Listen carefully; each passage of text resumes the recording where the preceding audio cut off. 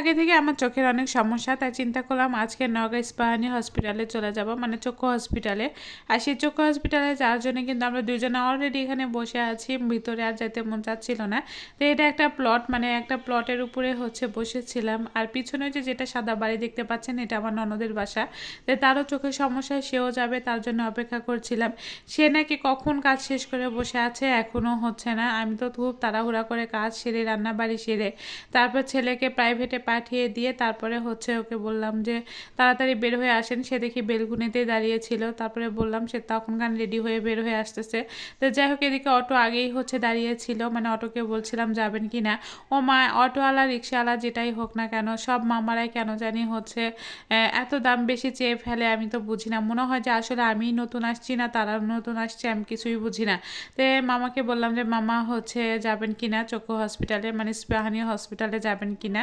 তো মামা বললো যে হ্যাঁ যাব, কিন্তু এত টাকা ভাড়া দিতে হবে। তো কী ব্যাপার, 3জন মানুষ যাব, এত টাকা ভাড়া কেন? উঠতে গেলে 15 টাকা পিস নিক, সেটা সমস্যা নাই, তাই বলে এত টাকা ভাড়া নেবে? তো যাই হোক, অনেক তর্কাতর্কি করার পরে বললাম যে মামাকে বুঝিয়ে বললাম যে আপনি যেটা স্বাভাবিক ভাড়া সেটাই নেবেন, তো এত কেন ভাড়া চাচ্ছেন? তখন বললো আচ্ছা ঠিক আছে ওঠেন।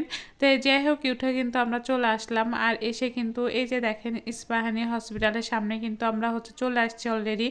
আর এখন ওই পারে পার হব। এত বড় রাস্তা পার হওয়া আসলে অনেক রিস্কের ব্যাপার। তো বললাম যে আমার ননদকে বললাম যে আপনি আগে যান, আমি আসতেছি। তো যাই হোক, আমি ওই যে পার হয়ে চলে আসলাম। আর এসে এই যে এখন ইস্পাহানি হসপিটালের মধ্যে ঢুকবো। এখানেও আসলে কিন্তু অন্তত আমার চোখটা একবার না অনেকবার দেখিয়েছি, আমার চোখে কিন্তু প্রচুর সমস্যা। তারপরেও কিন্তু এখানে এত সুন্দর আসলে চিকিৎসা হয়, সেই চিকিৎসার কারণে কিন্তু বারবার আসা হয়। কিন্তু এর মধ্যে আমি একবারও আসতে পাইনি, মানে টাইম হয়নি। প্রায় 3 বছর আগে আসছিলাম, তারপরে আর আসা হয়নি। এখন চিন্তা করছি চশমাটা পাল্টাবো, কারণ আমার চশমার ডাটটা ভেঙে গেছে। তো চিন্তা করছিলাম চশমা যখন আমার নিতেই হবে, সেই চিন্তা করেই কিন্তু আমি আবার চোখটা পরীক্ষা করে তারপরে চশমা নিব। তো এদিকে সব কিছু দিতে হয়, মানে নিজের নাম, ঠিকানা, মোবাইল নাম্বার সব কিছু দিতে হয়।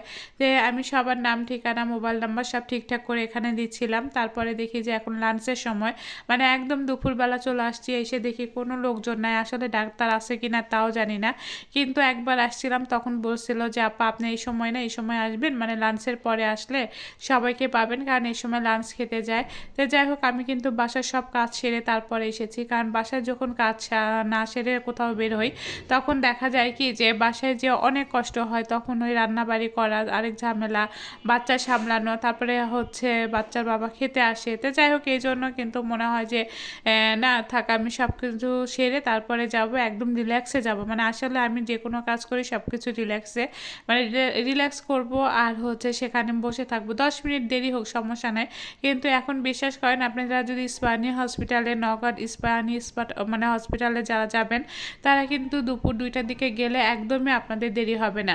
অনেকে বলে যে দেরি হবে, একদমই দেরি হয় না। কিন্তু আপনি যদি সকাল 11টার থেকে 10টার মধ্যে যান, তাহলে কিন্তু প্রচুর ভিড় হয়, মানে 10টা থেকে 11টার পরে প্রচুর ভিড় হয়।